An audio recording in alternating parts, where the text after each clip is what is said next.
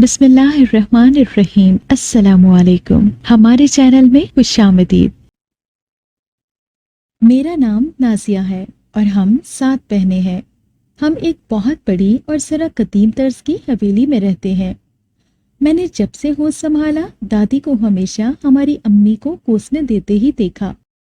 وہ ہم 7 بہنوں کے یکے بعد دیگرے پیدائش پر امی سے سخت نالاں تھیں، حالانکہ اس میں امی بالکل بے قصور تھیں۔ ابو نے کبھی ہمیں پیار سے دیکھا تک نہیں۔ وہ اکثر گھر سے باہر ہی رہتے تھے، راتوں کو بھی دیر سے آتے۔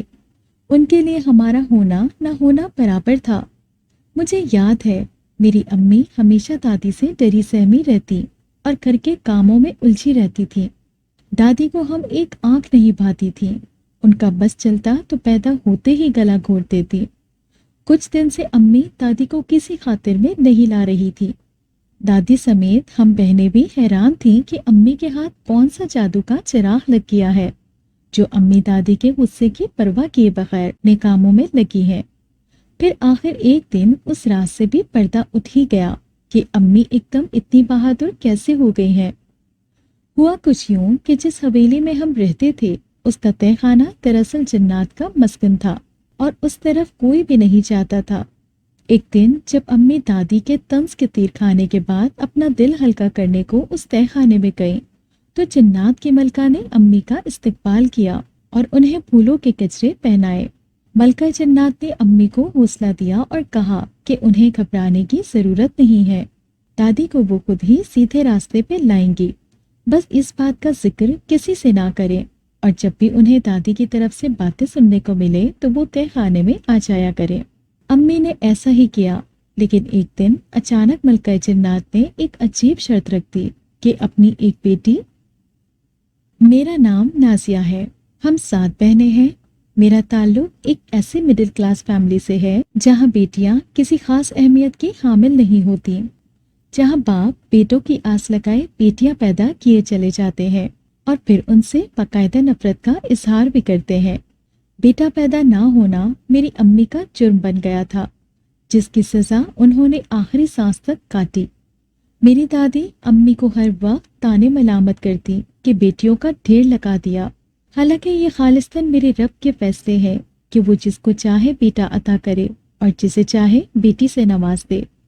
میری دادی سے جس قدر ہو سکا انہوں نے امی پہ ظلم ڈھائے، یہاں تک کہ اکثر انہیں کھانا نہیں کھانے دیتی تھی۔ امی سادہ مزاج خاتون تھیں، چپ چاپ دادی کے تانے سنتی رہتی۔ ہمارے باپ کو ہماری کوئی فکر نہیں تھی، وہ بس اپنی دنیا میں مگن رہتے، ساری ساری رات گھر سے باہر گزار آتے اور دن چڑھے تک سوئے رہتے۔ وہ تو دادا ابا نے اچھے وقتوں میں کچھ زمینیں خرید رکھی تھی جن کو ابا ٹھیکے پر دے کر گھر کا خرچہ پانی چلا رہے تھے، ورنہ جو حالات گھر کے تھے کوئی بیت نہیں کہ ابا ہم بہنوں کو ہی بیچ ڈالتے۔ اللہ جانے یہ غیرت تھی یا محبت، بہرحال جو بھی تھا میں بس اسی میں خوش تھی کہ ابا نے ہمیں بیچا نہیں تھا۔ ہماری تعلیم کی طرف کوئی توجہ نہیں دی گئی۔ مجھے پڑھنے کا شوق تھا، اس لیے اپنے محلے میں رہنے والی شمیم کی کتابیں لے آتی تھی، جوڑ توڑ اماں سے سیکھے تھے جو پڑھی لکھی تھیں، سو کچھ جملے پڑھنے اور بنانے آ گئے تھے۔ ابا اماں کو ایک پیسہ نہیں دیتے تھے، ایسا نہیں تھا کہ ہم بالکل ہی غریب تھے، بس ہمارے باپ اور دادی نے زمین تنگ کر دی تھی ہم پر، اور وہ بھی بنا کسی قصور کے۔ اماں کو سلائی آتی تھی، انہوں نے ہم سب بہنوں کو سلائی کے ساتھ ساتھ گھرداری بھی سکھانا شروع کر دی۔ ہمیں تو قطعاً امید نہیں تھی کہ کوئی رشتہ لے کر اس گھر میں بھی کبھی آئے گا، لیکن اماں کبھی بھی اللہ سے نا امید نہیں ہوئی تھی، نہ ہی انہوں نے کبھی کوئی شکوہ کیا تھا۔ محلے میں آنا جانا تو بس میرا ہی تھا۔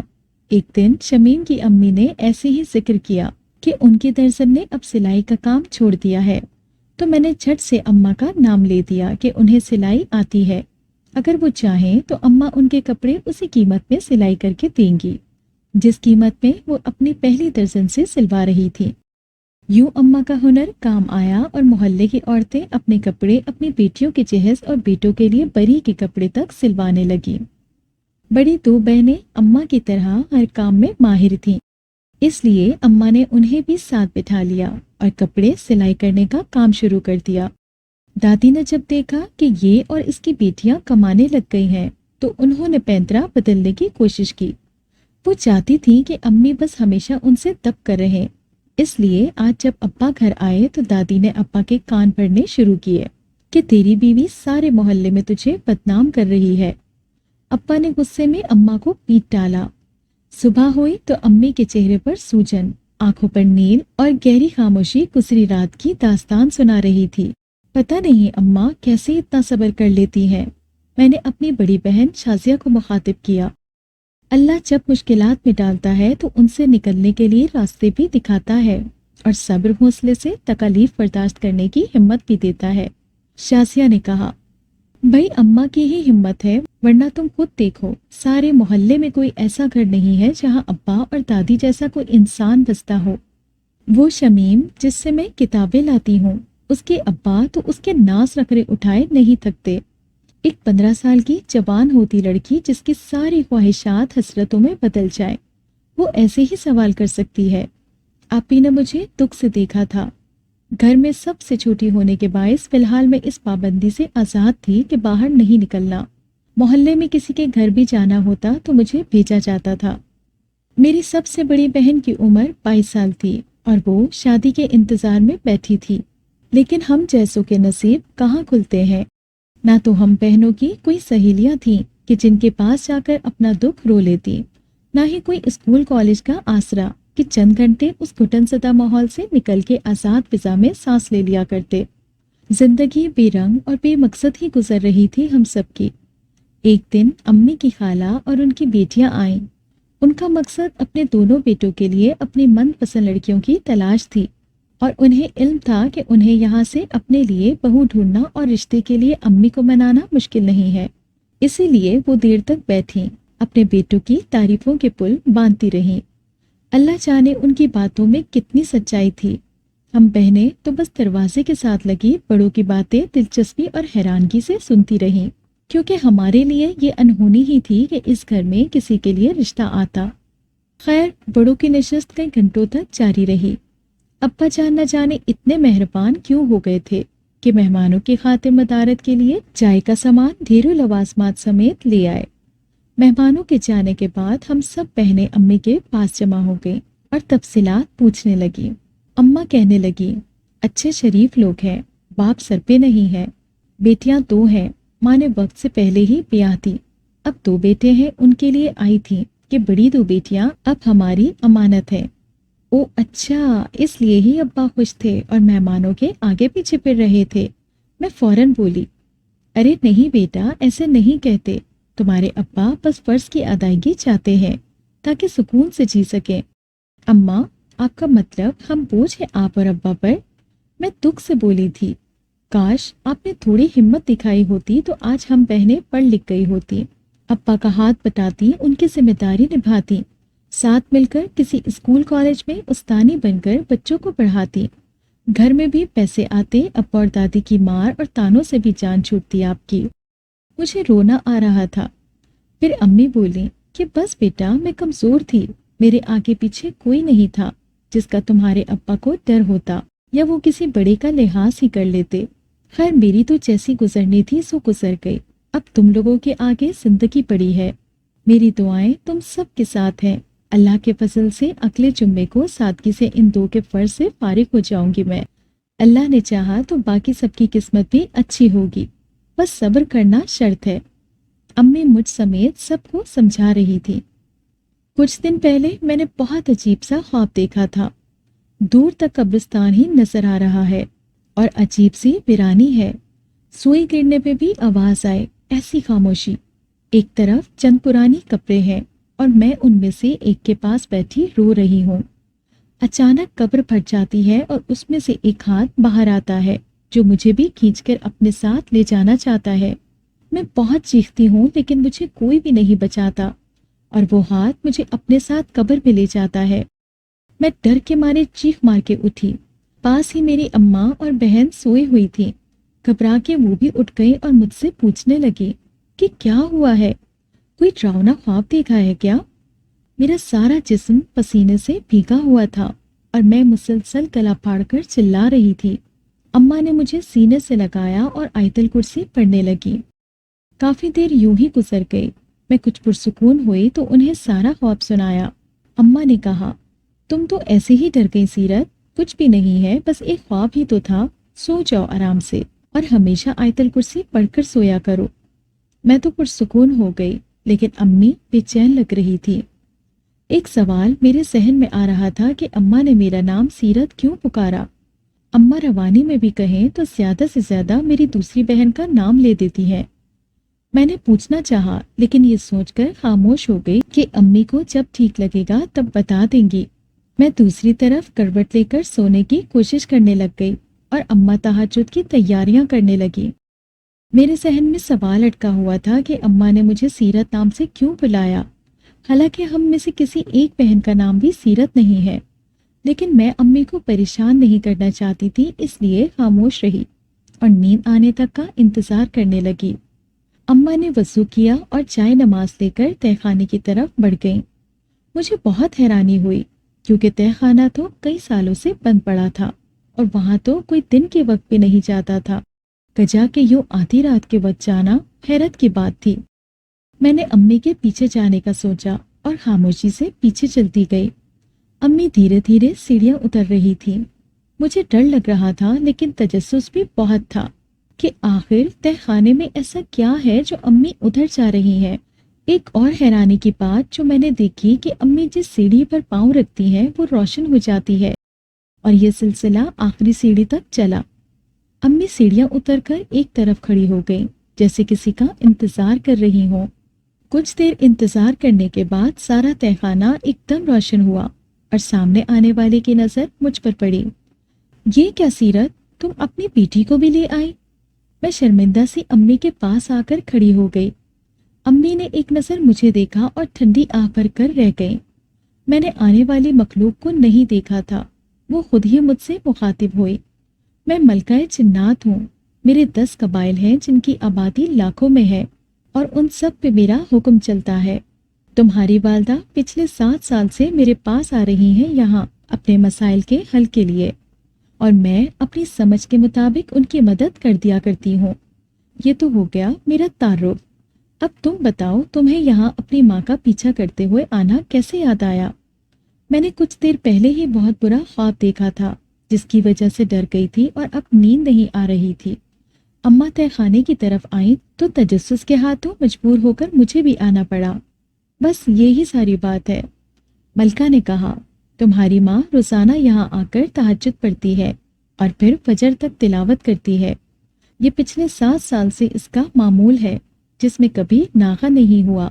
میں اور میرا قبیلہ ان کی تلاوت بہت شوق سے سنتے ہیں۔ اماں، آپ کیوں ڈری سہمی کڑی ہیں؟ میں نے اماں سے پوچھا۔ تمہاری ماں اس لیے ڈر کے مارے ایک طرف کھڑی ہے کیونکہ اسے اپنا راز کھل جانے کا ڈر ہے۔ فکر نہ کرو سیرت، ہم تمہاری اجازت کے بغیر تمہارا راز نہیں کھولیں گے۔ پھر وہ ملکہ مجھ سے مخاطب ہوئی اور کہنے لگی کہ لڑکی، اب تم جاؤ اور اپنی ماں کی عبادت میں خلل مت ڈالو، ہم اب اس کے منہ سے تلاوت سننا چاہتے ہیں۔ میں نے عافیت اسی میں جانی کہ ملکہ کا حکم مان کر اوپر اپنے کمرے میں چلی جاؤں، کہیں وہ جلال میں آ کر مجھے یا اماں کو کوئی نقصان نہ پہنچا دے۔ میں نے شمیم سے سنا تھا کہ جن چڑیلے بہت جلدی غصہ کرتے ہیں۔ میں اوپر والے کمرے میں آ کر لیٹ گئی اور سوچنے لگی کہ جنات کی ملکہ نے ایسی کون سی مدد کی۔ ایسی ہی سوچوں میں گم مجھے نیند آ گئی۔ صبح اٹھی تو سر کافی بھاری محسوس ہوا۔ کافی دن تک تو میں خاموش رہی اور امی سے اس بارے میں بات نہیں کی، لیکن پھر کچھ دن گزرنے کے بعد میرے تجسس نے مجھے چین نہ لینے دیا، تو میں امی سے پوچھ بیٹھی کہ آپ نے اس رات میرا نام سیرت کیوں پکارا تھا، اور یہ کہ ملکہ جنات نے آپ کا نام سیرت کیوں لیا؟ یہ کیا کہانی ہے اماں، اور کیا اس کہانی کا میرے خواب سے کوئی تعلق ہے؟ میں نے سارے سوال ایک ہی سانس میں کر ڈالے۔ میں تمہیں ساری تفصیل بتاتی ہوں، سانس تو لو۔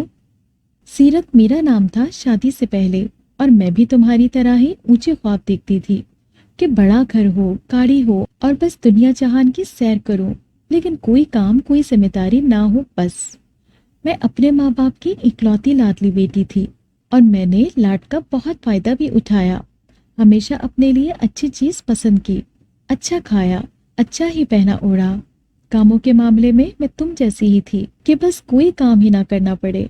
मैं कॉलेज में थी जब अब्बू मेरे लिए रिश्ते देख रहे थे।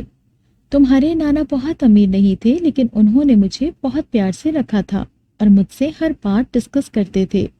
उन्हें मैं बहुत अजीज थी। बस मैं ही इस काबिल नहीं थी कि उन्हें मोहब्बत के बदले मोहब्बत लौटा सकती। मैंने बहुत घाटे का सौदा किया और तुम्हारे नाना अब्बू और नानी अम्मी का दिल तोड़ा। अब्बू के एक दोस्त थे जिनका हमारे घर आना जाना था और दोनों घराने एक दूसरे से मुकम्मल वाकफियत भी रखते थे। अब्बू चाहते थे कि मैं उनके बेटे से शादी कर लूं। बज़ाहिर उस लड़के में कोई बुराई भी नहीं थी, बस मेरा दिल ही नहीं मान रहा था। दिल भी कैसे मानता, वहां तो चोर मौजूद था। तुम्हारी माँ यानी मैं मोहल्ले के एक लड़के पर दिल हार बैठी जो बड़ी गाड़ी लिए घूमता रहता था। हमारी मुलाकातें होने लगी और फिर ये पसंद मोहब्बत में बदल गई। मैंने उससे शादी करने का फैसला कर लिया। अब्बू से डरती भी थी और एक उम्मीद भी थी कि शायद इकलौती होने के बायस वो मेरी बात मान जाए और मेरी पसंद से शादी कर दें। लेकिन ऐसा नहीं हो सका। तुम्हारे नाना ने मुझे समझाने की बहुत कोशिश की कि वो लड़का मेरे लिए ठीक नहीं है और ये कि वो अमीर भी नहीं, उसकी सोहबत भी बुरे लोगों के साथ है। जो कुछ तुम्हें नजर आ रहा है तुम्हारी आंखों का धोखा है, शराब के सिवा कुछ नहीं है। बेहतर है तुम अपने फैसले पर नजरसानी कर लो, वरना सारी उम्र पछताओगी। मेरी आंखों पर उसकी मोहब्बत की पट्टी बन गई थी। मुझे आदिल के सिवा कोई नजर ही नहीं आता था और मुझे अब ये भी नजर आ रहा था कि मेरे वालिदैन नहीं मानेंगे। इसलिए मैंने घर से भागने का फैसला किया। मेरा मुंह हैरत से खुल गया। अम्मा, आप घर से? मैं फिक्रा मुकम्मल ही नहीं कर सकी थी। अम्मा के आंसू उनके गाल भिगो रहे थे। फिर उन्होंने सिलसिला कलाम दोबारा जोड़ा और बोली, क्या अंधेरों के दुख, क्या उजालों के दुख, जब हराते मुकद्दर की चालों के दुख। मेरी मंजिल कहाँ, हम सफर है किधर, मार डालेंगे अब इन सवालों के दुख। रात की सियाही में बाप की इज्जत के पुरखच्चे उड़ाते, माँ के सर की चादर छीनकर घर की दहलीज पार करते मुझे किसी ने नहीं देखा था। मुझे बस उसने देखा था जो अलीम बज़ातुल सदूर है। जिस खुशनुमा जिंदगी का तस्वुर किए मैं घर से निकली थी, उसका अंजाम उतना ही दर्दनाक हुआ था। मैंने किसी की परवाह नहीं की थी, अब्बा के सफ़ेद बालों की, न अम्मा के चेहरे की छुरियों की। मैंने सबको जीते जी मार दिया था, ये सोचे बगैर कि बदनामी के जिस गड्ढे में मैं अपनी माँ बाप को दफना कर आई हूँ, उससे बड़ी कब्र में मैं खुद जिंदा दफन हो जाऊंगी। अपनी राह में फूल के बजाय बबूल उसने खुद बिछाए थे। होश भी तब आया जब पानी सर से बुलंद हो गया। मुझे अब अपनी जिंदगी उन्हीं तापुनज़दा इलाकों में गुजारनी थी। सीरत से सितारा बनने का सफर चंद लम्हों में ही तय हुआ था। चंद रोज की मोहब्बत ने मुझे वहां पहुंचा दिया जहां के दिन सोते और रातें जागती थी। उस पाताल से निकलने का रास्ता अब मुझे दिखाई नहीं देता था। सिवाय एक दर के सब दर बंद हो चुके थे और मुझे अब उसी दर से सवाल करना था। इज्जत का सवाल, अपनी मताए हयात का सवाल, वो मता जो खुद अपने हाथों से लुटाई थी। उसकी जिंदगी के तमाम चिराग बुझ गए जब सियाह बख्ती ने उसकी जिंदगी में आने की ठान ली थी। ज़माना जाहिलियत में बेटी होने के जुर्म में जिंदा दरकोर होने वाली बेटियां बेसाख्ता उसे याद आई थीं, लेकिन मैंने तो अपने लिए कब्र खुद खोद डाली थी। मुझे सजा मिल रही थी अपने हर जुर्म की। एक नामहरम से मोहब्बत, उससे वफा निभाने की खातिर माँ बाप से बेवफाई, खारदार रास्ते पर अपनी मंजिल से अनजान में ऐसे शख्स पर आंखें बंद किए एतमाद कर बैठी थी जिसने सारी जिंदगी साथ गुजारने के अहद पैमा किए थे, जो अब तक सीरत पर होने वाले अपने तमाम अखराजात सूद समेत वसूल कर चुका था। जो लड़की मेरे लिए अपने वालिदैन की 22 साला एतमाद को ठोकर मार सकती है, क्या वो लड़की काबिल एतबार है? क्या मैं ऐसी लड़की को अपनी इज्जत बनाऊं जो अपने वालिदैन की इज्जत को जूते की नोक पर रखे? एक माह कबल मेरे लिए कहे गए अदील के ये अल्फाज याद आए थे जिन्होंने नश्तर बनकर मेरे दिल को चीर डाला था। जिस बात में उठाया गया ये गलत कदम किस मंजिल को जाता है, उससे मैं खुद भी अनजान थी। फूलों का गुमा रखे मैं उन खारदार झाड़ियों से उलझ गई थी जिन्होंने मेरी रूह को जख्मी कर दिया था। मैं जितना उनसे पीछा छुड़ाती उतना ही ये मेरी रूह को लहू लहान कर देती।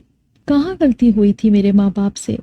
मैं जानती थी कि अब्बा कभी भी मेरी शादी अदील से नहीं करेंगे, और अगर वो ऐसा करते तो यकीनन सीरत के लिए बेहतर ही होता। लेकिन हर फैसला अपनी मर्जी से करने वाली मैं भला इतना बड़ा फैसला अपने वालिदैन पर कैसे छोड़ देती। सो मैंने अपनी मर्जी का रास्ता चुन लिया, और उस रास्ते की मंजिल ने मेरी रही सही इज्जत भी खत्म कर दी। मेरी सोचों का ताना बाना तब टूटा जब नोटों की गठियां मेरे घुंघरू बंधे पैरों में गिरने लगी। जिल्लत के इस कठिन सफर में मैंने खुद से एक वादा किया था कि खुद जैसी बेवकूफ लड़कियों को इन नाम नहाद छिड़पा के फार्म हाउसेस से दूर रखने के लिए वो तब तक घुंघरू बांधे। किस्मत उस गोल चक्री में घूमती रहेगी जब तक वो अपने कदम ना जमा ले। 10 साल तक मैंने खुद को सजा दी थी। गुनाह की मर्तकब जरूर हुई थी, लेकिन अल्लाह से मायूस होकर दूसरा अजीम गुनाह नहीं करना चाहती थी। 10 साल के अरसे में मैं इतना नाम और पैसा कमा चुकी थी कि घर से भागकर आने वाली अपने जैसी कई लड़कियों को पाल सकती थी। मैंने अपनी मुस्तहकम पोजीशन और कसीर माल को इस्तेमाल में लाते हुए इस दलदल के बिल्कुल आगाज में घर बना लिया था, जिससे उनके कारोबार को वक्ती तौर पर मंदी का सामना करना पड़ा। पुरखार सफर से गुजरकर बिला आखिर तुम्हारी माँ इस मंजिल तक पहुंच ही गई थी कि अपनी जैसी भटकी हुई रूहों को रास्ता दिखा सके। मैं जो इतनी देर से अम्मा की कहानी सुन रही थी बोल उठी, अम्मा, आपकी शादी अब्बा से कैसे हो गई? मुझे पता था तेरा अगला सवाल यही होगा। अम्मा हौले से मुस्कुराई। तुम्हारे अब्बा इकलौते बेटे थे, और तुम्हारे दादा की जमीन जायदाद भी खूब थी। पैसे की कोई तंगी नहीं थी। तुम्हारे अब्बा ने अपनी जवानी उन्हीं कामों में जाया की, ना कोई कारोबार शुरू किया, ना ही जमीनों की देखभाल। बस कबूतरबाजी कर ली, दोस्तों के साथ दावतें उड़ा ली, और रातें ऐसी जगहों पे गुजार ली जहां से तुम्हारी माँ वापस आई है। ऐसे ही एक रात तुम्हारे अब्बा अपने दोस्तों के साथ मेरी चौखट तक आए थे। मैं उन्हें पसंद आ गई और उन्होंने निकाह का पैगाम दे दिया। अब ये बात तुम्हारे दादा तो बिल्कुल भी बर्दाश्त न करते कि उनकी बहू एक तवाइफ है। लिहाजा तुम्हारे अब्बा ने निकाह को खुफिया रखने का फैसला किया। मैं इस दलदल से निकलना चाहती थी। सच पूछो तो मुझे अपने माँ बाप बहुत याद आते थे। मैंने एक गलत इंसान की मोहब्बत में पागल होकर अपना सब कुछ गंवा दिया। अपने वालिदैन, अपना सुख, घर बार, हर चीज, यहाँ तक कि इज्जत भी गंवा बैठी। मुझे किसी ऐसे ही इंसान की तलाश थी जो मुझे इस शहर से कहीं दूर ले जाए, किसी ऐसी जगह जहां मुझे कोई ना जानता हो। और फिर ऐसा ही हुआ। तुम्हारे अब्बा ने दादा की वफात के बाद मुझे बाकायदा तौर पे अपनाया और यहाँ इस हवेली में ले आए। तुम्हारी दादी पहले तो हैरान हुई, फिर बेटे की खुशी समझकर वक्ती तौर पर वो खामोश हो गई। वक्त से रखने लगा और मैं पहली बेटी की माँ बन गई। मैं तो बहुत खुश थी, लेकिन लग रहा था कि तुम्हारी दादी और अब्बा को कुछ खास खुशी नहीं हुई। खैर, मैं उसी में खुश थी कि मेरी गोद में खिलने वाला फूल मेरा अपना है। मैं शाजिया को सीने से लगाती, मैं उसके साथ खेलती, कभी बातें करती। मुझे जैसे सुकून आ गया था। फिर दूसरी बार भी जब बेटी हुई तो तुम्हारी दादी का रवैया बदल गया। वो मुझसे खिंची खिंची रहने लगी। बात पे बात पे लड़ाई झगड़ा शुरू कर देती तो मैं नजरअंदाज करने लगी, क्योंकि मुझे बज़ाहिर कोई ऐसी बात नजर नहीं आई कि तुम्हारी दादी का रवैया क्यों तब्दील हो रहा है। और फिर एक दिन उन्होंने खुद ही कह दिया कि अगली बार उन्हें पोता चाहिए। तब मैं जिंदगी में पहली बार डर गई कि अगर बेटी हुई तो ये मुझे घर से ही ना निकाल दे। मैं कहाँ जाऊंगी अपनी बच्चियों को लेकर? मेरे पास तो कोई ठिकाना भी नहीं है। जैसे जैसे तीसरे बच्चे की पैदाइश के दिन करीब आ रहे थे, वैसे ही मेरी परेशानी बढ़ रही थी। आखिर वो दिन भी आ गया कि तुम्हारी तीसरी बहन पैदा हुई। उस दिन पहली बार मैंने तुम्हारे अब्बा का लटका हुआ चेहरा और ताने देती दादी की जुबान देखी। मेरा रोना बेकार था, क्योंकि फायदा नहीं था किसी के आगे भी रोने का। इसलिए मैंने इस सब को अपना नसीब मान लिया और चुपचाप जिंदगी गुजारने लगी। तुम्हारे अब्बा को वारिस चाहिए था जो मैं अब तक पैदा नहीं कर सकी थी। साल गुजरते गए और मैं बच्चियां पैदा करती गई। तुम्हारी दादी और बाप का रवैया हर बेटी के पैदाइश पर मजीद सख्त होता गया। मैं उस सब को अपना नसीब का लिखा समझकर जिंदगी गुजारने लगी। शायद इतनी मुतमईन जिंदगी ना गुजार सकती अगर अल्लाह का फजल और करम शामिल ना होता तो। मेरे रब ने मुझे मेरी औकात से बढ़कर नवाजा है। नाजिया मेरी बच्ची, मैं इस काबिल ही नहीं थी कि रब मुझे इतनी रहमतों से नवाजता। मेरी झोली भर गई इतनी प्यारी चांद जैसी बेटियों से। एक बेटा नहीं हुआ तो क्या गम है, क्या पता वो हमारे लिए कितनी सख्त आजमाइश का बाइस बनता। इकलौता वारिस होने के नाते बिगड़ जाता तो हम क्या कर सकते थे। मेरे अल्लाह ने मुझे बड़ी आजमाइश से बचा लिया। मुझे फूल सी बच्चियां दी ताकि उन्हें अपने घरों को रुखसत करके उसकी बारगाह में सुरखुरू हो सकूं। मैं दम बहुत अम्मा की बातें सुन रही थी। मेरी अम्मा कितनी साबिर खातून है, इसका अंदाजा आज हुआ था। कितने ही लम्हे खामोशी की नजर हो गए, फिर मैं चौंक कर बोली, अम्मा ये जिन्नात वाली क्या कहानी है? और मलका जिन्नात कब से इस हवेली में रहती है? क्या और भी जिन्नात होते हैं यहाँ? ये अकेली क्यों रहती है? बाकी कबीला क्यों नहीं रहता उसके साथ? और उसने कभी आपकी मदद की या नहीं? अम्मा बोली, हाँ कई बार मदद की। तुम्हारी दादी को कई बार जिन्नात ने डराया और धमकाया कि मेरे साथ उनका रवैया बेहतर हो जाए, लेकिन वो कुछ दिन असर लेती है फिर वैसी ही हो जाती है। मुझे बस तुम बहनों की शादियों की फिक्र है, उसके बाद वो मेरे साथ जैसा भी सलूक करे मुझे कोई मसला नहीं। अम्मा आप क्यों चाहती हैं कि जैसे तैसे भी बस आपकी जिंदगी गुजर जाए? गुजारा करना हर मसले का हल नहीं होता। अब्बा से मैं बात करूंगी कि आपको बकायदा खर्च दिया करें घर चलाने के लिए। इतनी जमीनें किस दिन काम आएंगी? हम तरसते रहें चीजों को और अब्बा दोस्तों में पैसा लुटाते रहे। बस ये तो कोई तरीका ना हो अम्मा। ना बेटी, मैंने सारी जिंदगी सब्र से गुजार दी, अब भी सब्र ही बेहतर है। लड़ाई झगड़े से वैसे ही मेरी जान जाती है। बस तुम अब जाओ, मुझे आराम करने दो। अम्मा आपने ये तो बताया ही नहीं कि जिन्नात यहाँ कब से रह रहे हैं।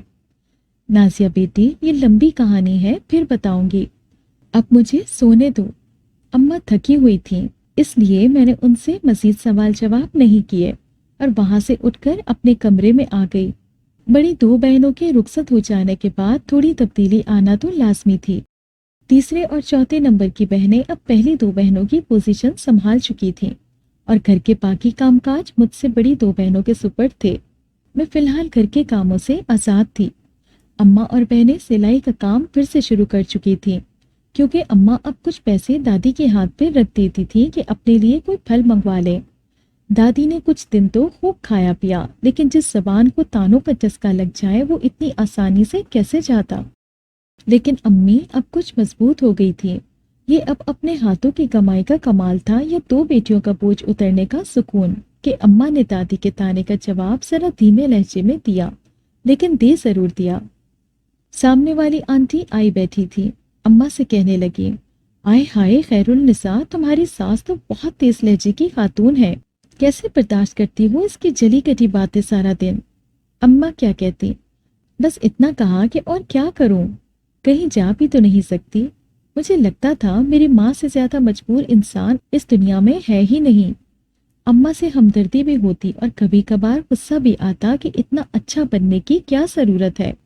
अम्मा मेरे ख्यालात से खौफजदा होती थी। उन्हें लगता था मैं बाकी बहनों से अलग हूँ।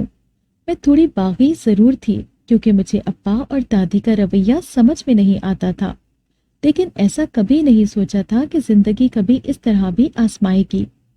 कुछ साल गुजरे और मेरी दो और बहनें पिया घर सधार गईं। अब हम तीन बहनें बाकी बची थीं। दादी भी अब मजीद बूढ़ी हो चुकी थी और अम्मा भी हर गुजरते दिन के साथ कमजोर हो रही थी। सिलाई का काम इतना आसान भी नहीं था। मैं कभी अम्मा और बहनों के पास भी नहीं बैठी कि कहीं मुझे ही ना काम सिखा दे। कामों से मैं वैसे ही दूर दूर भागती थी। मेरे बहुत ऊंचे ख्वाब थे कि मेरी शादी किसी बहुत अमीर घराने में हो, लड़के के पास अपनी गाड़ी हो जिसमें मैं जिधर चाहूं घूमती फिरती रहूं।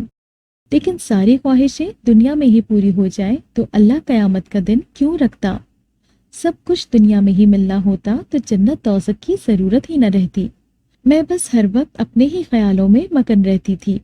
मुझे अंदाजा था कि अब बड़ी चार बहनें रुखसत हुईं, अब मेरी शादी करीब है। अम्मा बहुत कहती कि घर के काम सीखो, सिलाई सीखो, लेकिन मैं हर बात टाल देती और झट से अम्मा को गले लगाकर कहती कि मुझे लेने तो मेरे ख्वाबों का शहजादा आएगा, देखना आप सब देखते रह जाओगे। अम्मा तो मुझे बस दुआ देकर देखती रहती और कहती, अल्लाह तेरे नसीब अच्छे करे और तुझे जैसे लोग चाहिए वैसे ही मिले। ایک دن ہمارے محلے میں کچھ نئے لوگ آئے۔ شمیم کی شادی کے بعد اس کے ابا نے گھر بیچ دیا تھا۔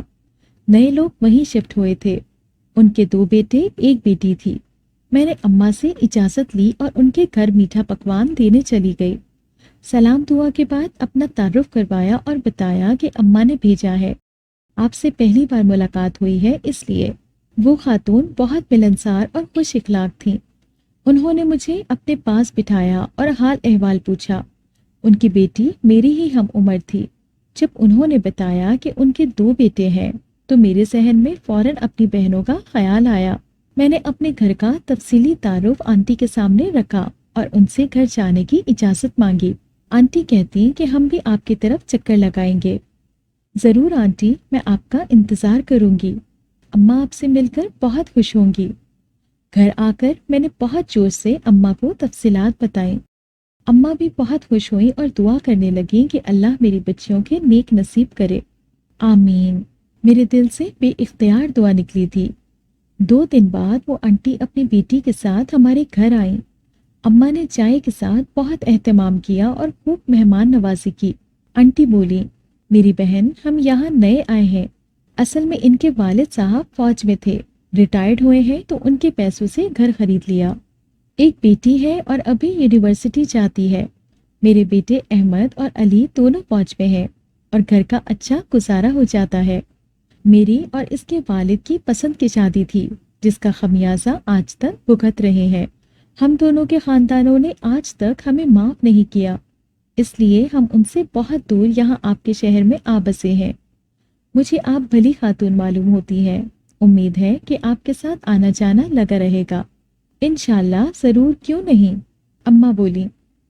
کچھ دیر وہ آنٹی بیٹھی اور اپنے ماضی کی داستان سناتی رہی کہ کس طرح انہوں نے سب سے کٹ کر زندگی گزاری ہے۔ آنٹی کے جانے کے بعد میں نے اماں سے پوچھا کہ آپ کو ماں بیٹی کیسی لگی ہے؟ اماں کہنے لگی، بیٹا، پہلی ملاقات میں تو سب ہی اچھے لگتے ہیں، ذرا آنا جانا ہو جائے پھر دیکھتے ہیں، اس بارے میں بھی کچھ سوچتے ہیں۔ کچھ مہینوں بعد وہ آنٹی مٹھائی اور پھلوں کے ٹکڑے اٹھائے پھر ہمارے گھر آ گئیں اور باقاعدہ دونوں بہنوں کا ہاتھ مانگ لیا۔ نکاح سادگی سے کرنے کی درخواست کی اور ساتھ یہ بھی کہا کہ ہمارے گھر اللہ کا دیا سب کچھ ہے، ہمیں بس آپ کی بچیاں چاہیے۔ 2 جمعے چھوڑ کر تیسرے جمعے کو میری 2 اور بہنیں اپنے گھروں کی ہوئیں۔ اماں کا بوجھ مزید کم ہو گیا۔ دادی اب کمزور اور بیمار رہنے لگی تھیں، اس لیے وہ امی کے معاملات میں دخل نہیں دیتی تھی۔ اماں نے دادی کی خدمت میں کوئی کسر نہیں چھوڑی۔ ایسے لوگ کہاں ملتے ہیں جن پر ظلم کیا جائے اور وہ ظلم کا جواب اس قدر خدمت اور حسن سلوک کے ساتھ دیں۔ مجھے اماں پر رشک آتا تھا۔ کتنی صابر اور حسین عورت ہے میری اماں کہ اپنا دل صاف رکھتی ہے، اگلے بندے کے لیے کوئی نفرت بغض نہیں پالتی۔ شاید اسی لیے اللہ نے ان کے لیے اتنی آسانیاں رکھی ہیں۔ آج کافی دن بعد میں نے اماں کو پھر گھیر لیا کہ مجھے جنات کی کہانی سنائے کہ آپ ان سے کیسے ملی۔ اماں بولی، جب تمہاری پیدائش ہوئی تو تم بہت کمزور تھی، میری حالت بھی بہت خراب تھی، اور اوپر سے تمہاری دادی نے مجھے تہہ خانے میں بستر لگا دیا کہ تم یہیں پڑی رہو، میری طرف سے مر جاؤ تم بھی اور یہ تمہاری بچی بھی۔ میرے بیٹے کی جان کو عذاب بنا دیا تم لوگوں نے۔ بیٹیاں پیدا کرنے والی مشین ادھر ہی دفن ہوگی اب۔ یہ تمہاری دادی کے الفاظ تھے اور میں بس خاموش ان کا چہرہ دیکھ رہی تھی کہ میری بچی پر تو رحم کھائے، لیکن وہ دروازہ باہر سے بند کر کے چلی گئی۔ 2 دن تو میں یوں ہی پڑی رہی۔ تیسرے دن ہمت کی اٹھنے کی، لیکن کمزوری اس قدر تھی کہ مجھ سے اٹھا ہی نہیں گیا۔ پھر تم بھی بیمار تھی، ہم دونوں کو خوراک کی ضرورت تھی۔ اس اسٹور نما تہہ خانے میں کیا مل سکتا تھا کھانے کے لیے؟ کچھ بھی تو نہیں، لیکن میں کوشش کرتی رہی کہ اچانک ایک کاغذ ملا جو ذرا چمک رہا تھا۔ اس کی حالت بوسیدہ تھی لیکن لکھائی پڑھنے کے قابل تھی۔ میں نے چند لفظ ہی پڑھے تھے کہ تہہ خانہ روشنی سے بھر گیا۔ تم جو پچھلے 2 دن سے مسلسل رو رہی تھی ایک دم خاموش ہو گئی تھی۔ میں ابھی حیران ہو رہی تھی کہ اتنی روشنی کیسے ہو گئی کہ اچانک ملکہ جنات حاضر ہوئیں اور مجھ سے کہنے لگی کہ تم نے ہمیں کیوں یاد کیا؟ میں نے تو بس کاغذ پہ لکھی تحریر پڑھی تھی۔ آپ کون ہیں اور یہاں کیسے آئیں؟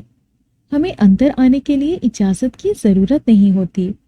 میں 10 قبائل کی ملکہ ہوں، اب تم بتاؤ تمہیں میری مدد چاہیے یا نہیں؟ بالکل اے جنات کی ملکہ، مجھے اپنے لیے کھانا اور بچی کے لیے دوا چاہیے، اگر آپ میری مدد کر سکے تو۔ میں بالکل تمہاری مدد کروں گی اگر تم میری ایک شرط مانو گی۔ جی آپ بتائیں کیا شرط ہے؟ تم اس تہہ خانے کو ہماری رہائش کے قابل بناؤ، اسے صاف ستھرا رکھو اور کم از کم اپنی ایک بیٹی کے ساتھ روزانہ یہاں قرآن پاک کی تلاوت کرو گی۔ ہم مسلمان جنات ہیں اور اللہ کی عبادت کرتے ہیں، ہم تمہاری دنیا میں دخل اندازی نہیں کریں گے، بس ہماری اتنی سی شرط ہے کہ تم اس تہہ خانے کو آباد رکھو گی، ہم گندگی اور تعفن زدہ جگہوں کو اپنا مسکن نہیں بناتے۔ تمہارے لیے ابھی کھانا آ جائے گا اور بچی کے لیے دوا بھی ابھی مل جائے گی۔ پھر انہوں نے میرے لیے جو کھانا منگوایا وہ میں نے خوب سیر ہو کر کھایا۔ سچ پوچھوں تو اتنا لذیذ کھانا میں نے کبھی کھایا ہی نہیں تھا۔